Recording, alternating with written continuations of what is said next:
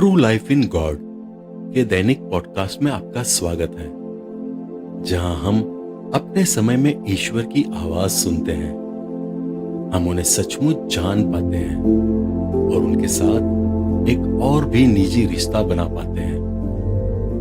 Episode 135। 15 नवंबर 1990। मैं प्रभु के उपकारों का गीत गाती रहूंगी। मैं पीढ़ी दर पीढ़ी तेरी सत्य प्रतिज्ञता घोषित करती रहूंगी। तेरी कृपा सदा बनी रहेगी। तेरी प्रतिज्ञा आकाश की तरह चिरस्थायी है। लेकिन अब एक ग्रीक ऑर्थोडॉक्स ईश शास्त्री महिला मुझ पर हमला कर रही है और वह तेरे संदेशों का दुरुपयोग कर रही है। हे प्रभु, उन्हें दिखा दे कि तू ही मेरी सहायता और सांत्वना है और तूने सिर्फ अपने महान प्रेम से ही मुझे और दूसरों को बचाया है। मेरे पवित्र हृदय की वसूला, मेरी पवित्र आत्मा तुम्हारी मार्गदर्शक रही है, इसलिए इस शास्त्रियों के निष्कर्षों पर ध्यान न दो। प्रार्थना करो कि उन्हें भी यह समझने के लिए पवित्र आत्मा की प्रज्ञा मिले कि मानवीय गणनाओं और मानवीय सिद्धांतों ने मेरी कलीसिया को एक विनाशकारी रेगिस्तान बना दिया है। प्रभु, तेरे संदेशों में से यह पढ़कर वह महिला स्तब्ध है कि तू एक भिखारी की तरह है जो हमारे प्यार की भीख मांग रहा है।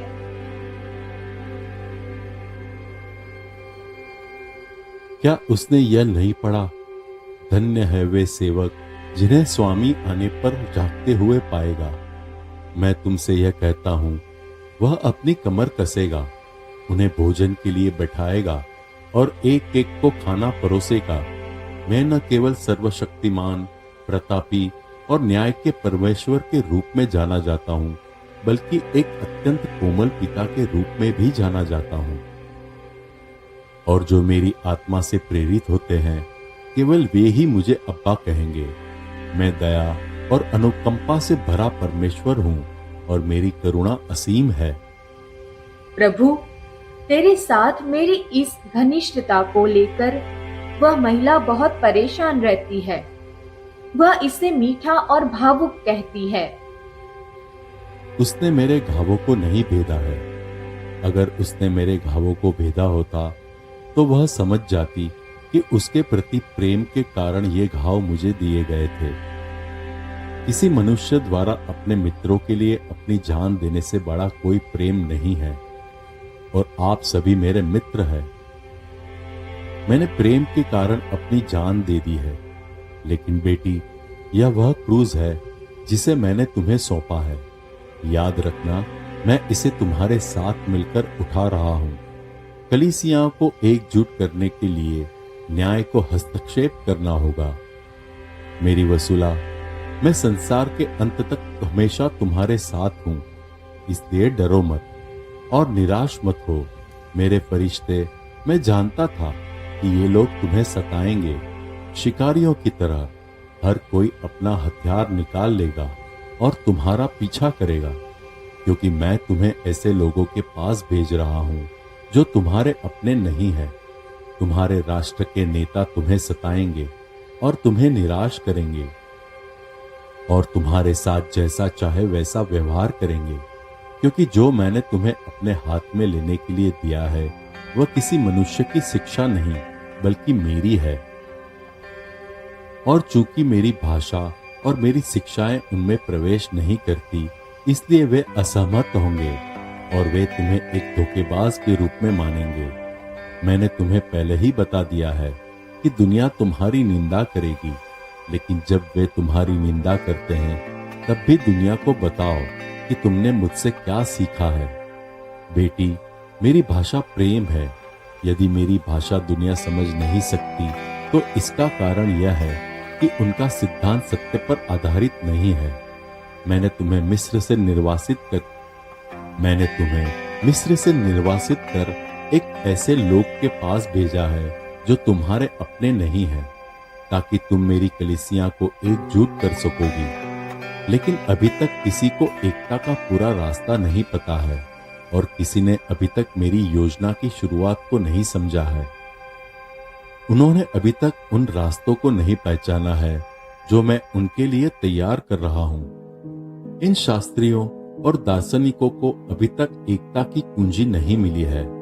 मैं बोलता हूं लेकिन वे मेरी बात नहीं समझते हैं। केवल मेरे अपने लोग ही मेरी बात समझते हैं।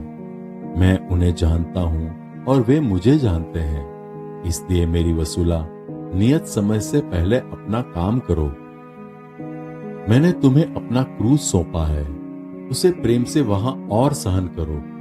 जल्द ही किसी बहुत संकट का समय आने वाला है, जैसे पहले कभी नहीं हुआ।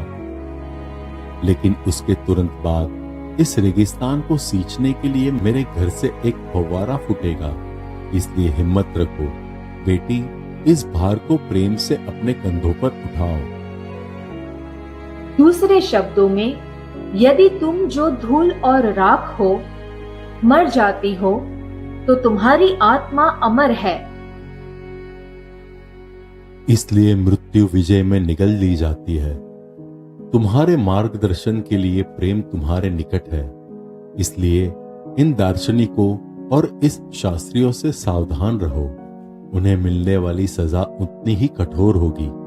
मेरी आराधना करो और मुझसे प्रेम करो, जैसा कि मैंने तुम्हें सिखाया है कि तुम मुझसे आत्मीयता से प्रेम करो। लेकिन यह कभी ना भूलो कि मैं पवित्र हूं। 23 नवंबर 1990। तुम्हें शांति मिले बेटी। क्या तुम तरक्की करना चाहती हो? हाँ प्रभु, मैं चाहती हूँ। तो मेरी बच्ची, मैं तुम्हारी तरक्की में मदद करूंगा। यह मेरी भी इच्छा है। सो मत जाना। अपने आसपास के खतरों के प्रति सजग रहो। फूल की तरह खिल जाओ। भले ही मेरे दुश्मन तुम्हें नोचे और तुम्हारी पंखुड़ियां तोड़ दे, मैं उन्हें हमेशा बदल दूंगा। अगर वे तुम्हें मुरझाकर छोड़ दे तो डरो मत। मैं स्वर्ग से अपनी ओस उड़ेलूंगा और तुम्हें पुनर्जीवित करूंगा। तुम सुंदर दिखोगी और मैं तुम्हें सुंदर बनाऊंगा और तुम्हारी रक्षा करूंगा। तुम मेरी दूत हो और तुम्हें मनुष्य से डरने की कोई जरूरत नहीं है।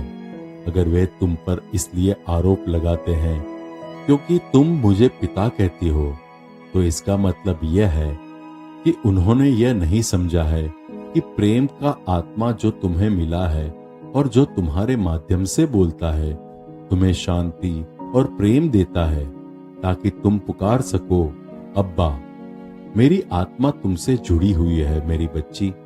मैंने तुम्हें तुम्हारे युग के लिए आत्मा अभिषेक संदेश दिए हैं ताकि तुम पुनर्जीवित हो सको।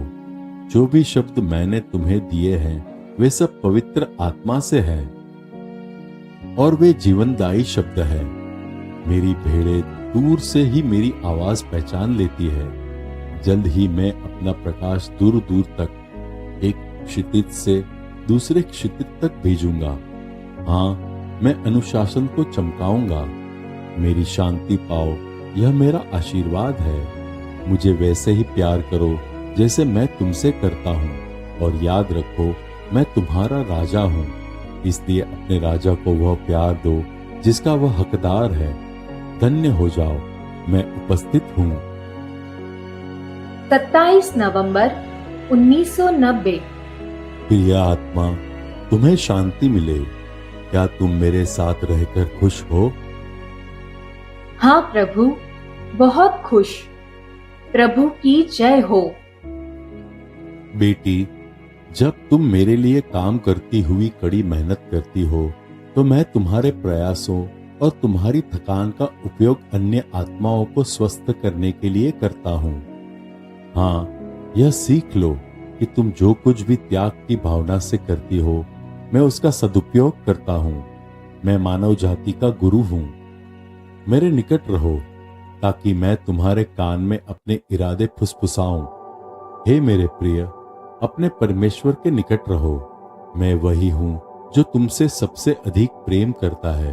हे मेरी बच्ची, मेरे निकट रहो और मुझे अवसर दो कि मैं अपनी रोटी तुम्हें खिला दूं। हे मेरी बेटी, मेरे निकट आओ और मेरे साथ तुम्हें कोई क्रूरता नहीं मिलेगी।